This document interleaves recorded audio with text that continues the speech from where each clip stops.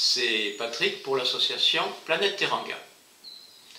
Nous tournons ces vidéos car nous estimons que les projets retenus, les développements, ont vraiment tout pour réussir.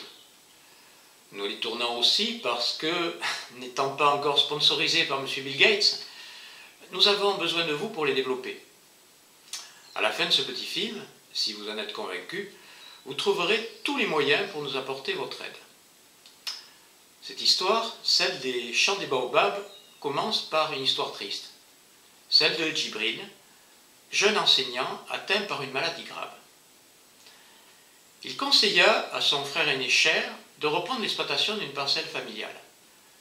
Cela ressemble tout à fait à « Il était une fois ». Cependant, malgré l'effort de tous pour le faire soigner en Europe, l'apporteur de rêve de la famille, le petit prince s'en est allé, non sans avoir laissé des petites graines derrière lui. La suite de l'histoire, c'est que Cher, aidé par d'autres membres de la famille, a décidé de mettre en œuvre le rêve de son jeune frère. Le champ a été défriché et mis en culture. Et de beaux oignons sénégalais, des piments, des aubergines, des salades ont poussé. Même un petit verger avec des manguiers et des biceps. Cela a nécessité, vous vous en doutez, beaucoup de travail. Ce n'est que dans les rêves de fées que les haricots montent tout seuls jusqu'au ciel. Planète Teranga a participé en lui permettant d'installer, début 2015, une micro-irrigation sur un tiers du champ. Comme vous pouvez le voir derrière moi, ces terrains semblent idylliques, avec ces baobabs géants, les palmiers rogniers, les hérons blancs, pique-bœufs. Après, il y a la réalité du terrain. Tout ce travail est réalisé sans machine. Dans la plupart des champs, l'irrigation se fait à la main ou au jet pour ceux qui ont la chance d'avoir une pompe.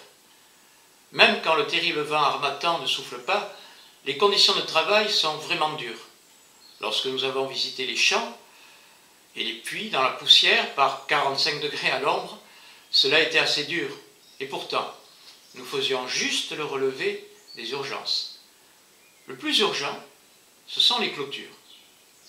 Celles existantes sont incapables d'arrêter les gros ébus et les troupeaux de chèvres.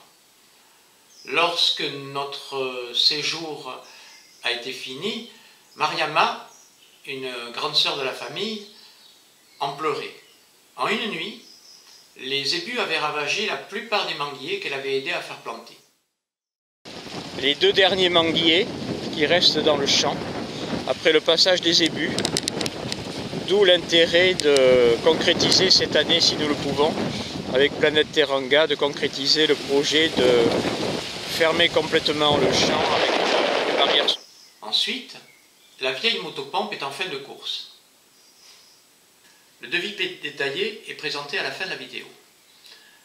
Nous y avons mis une motopompe thermique à 231 €. Si le financement le permet, nous pourrons plutôt acheter une pompe électrique pour 750 € avec des cellules photovoltaïques plus appropriées à l'environnement, à l'entretien. La force de notre concept, c'est la connaissance des personnes qui développent, qui créent ces entreprises, ces structures. Nous les suivons en restant en contact avec eux plusieurs fois dans l'année, merci Skype, et surtout, nous nous y rendons tous les ans. Sur place, nous avons un coordinateur et un petit bureau. Voilà, maintenant, je pense que vous avez toutes les informations nécessaires pour nous apporter votre aide si vous le voulez bien. Je vous remercie de votre écoute. À la prochaine vidéo.